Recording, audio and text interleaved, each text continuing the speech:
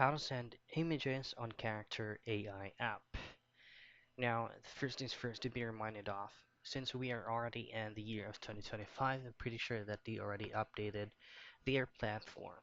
But if you haven't set up or if you did not turn on your automatic update on all of the apps from your phone, then that feature on sending images on your character AI app is still be visible and usable. Now, for you to be able to go there, just go directly from any random chats. Stand for Steve Coes, let's say, for example. Then here, if you haven't done the update 2024 below, then you should be able to send images in here. You just have to tap on the plus icon and you should be able to send photos or images. But if you have automatic update from all of your application, then as of 2025, they already removed that kind of feature.